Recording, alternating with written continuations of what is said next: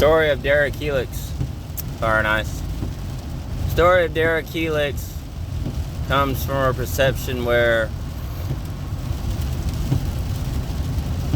a lot of people can really just misunderstand others in such a way where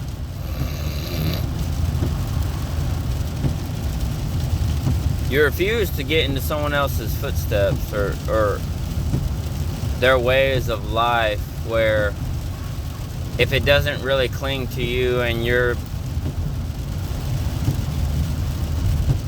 it doesn't cling to your best interest, as in what I mean, as in if it doesn't have your best interest or anything you can take from it, you don't want to have anything to do with it, especially with other people. And the thing is, the story of Derrik Helix is he's no different than you and I. He's had a past, he's made mistakes. He comes from a long line of heartache, especially losing his wife, being lied to, deceived, but really following the voice of truth that maybe a lot of us don't really know of, but really having that voice of truth guide him into the destiny of where he needs to go. And I don't think too many people could understand Derrik, because did you hear when I posed that question, or when I sent it out, and most people wouldn't even receive what I just said, that to see his destiny right before his very eyes laid out. Now, he couldn't see every step of the way, but he saw his destiny, and so he went forward anyway without knowing everything, all the costs and everything that went into it. Some things maybe he would lose along the way, but even with that, he still went. How many people even asked the question, especially in this time period, what do they call it, Gen Z, the age of Pisces? People are not even asked the question, well, what is my destiny? Where am I supposed to be going? Other than just working your 9 to 5 or going to your job, what is real destiny? What is my destiny? Do I have a foothold in my destiny or not? Where am I going in this life besides working, paying taxes, and dying? We don't have enough people in this world to ask that question. So where are you going? What are you doing with your time? Derrik knew. Why don't we as regular people, Derrik could relate to us, and you could relate to him, but he's so misunderstood because he went forward anyway with his destiny, and he asked the question. And most people wouldn't understand him because he asked questions like that. A lot of people don't even ask the most simplest questions. Why am I here? What am I doing here? Why am I just supposed to be living, breathing, working, paying taxes, and dying? Or are human beings meant for so much more, and we have so much more potential within our own selves? We can't even see it. We can't even recognize it. We can't even realize it.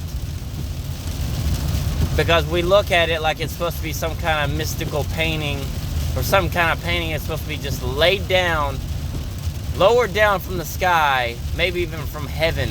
We're supposed to see it like that, but it's not going to come like that in that framework. We have to create it, and we have to go forward with it anyway, or see it. Most importantly, it's there. We have to see it. Now, we're not going to see every step of the way, obviously, but we have to be able to see it. And it's going to come, but we have to be able to take the steps forward that we know we have to take in order to even achieve it. That's with anything in life. Most people don't even want to take the first step because they're afraid, what if, what that? Well, what if you never try? What if you never even blink? Because I promise you will blink and your life's going to be over with. That should scare you enough to do something now. You only have one life. I don't think most people want to ask the question, well, where am I going after this life's over with? Most people don't even ask that question because we're so afraid of dying. It's time to start asking the questions, because then you can really relate to what Derrik is doing in his story, in singular one. It's my story. I put it out there, but it's really Derrik's story. Derrik's story, Derrik Helix's story, and his wife that was taken from him, Abby that was taken by these different evil races that supposedly I do believe exist today. Even today they've been here. They've been in charge and ruling over our world. I guess the Bible would call them principalities. You can call them fractions, as Timothy Alberino states. And I listen to a lot of his content. Fractions, principalities, whatever you want to call them. Different kingdoms, rulers of these different kingdoms of darkness that run this world. But Derrik's story, it's so unique in such a way that it's not even that unique at all. It's just you have to be able to hear his story to be able to relate. You have to be able to listen. And you have to be able to ask the questions and hear him out. For just asking the simplest questions, he knows he has a destiny, so he takes it. Why don't most people take it? Because they're too afraid. They don't even ask the simplest of questions. You know why? The most simplest questions in the world seem like the most craziest because they're so obvious. They're so obvious. And we have to make it so complicated as human beings, as Homo sapiens, for our race. And it's not even like that. It shouldn't be complicated. It's so simple, but yet we overcomplicate it, we overthink it, we second guess ourselves. This is not blue bloods talking, this is red bloods. Amen. Fire and ice. Hopefully my story will be done. Derrik's story will be sent out into this world, and you'll be able to see his story. Fire and ice. Godspeed out.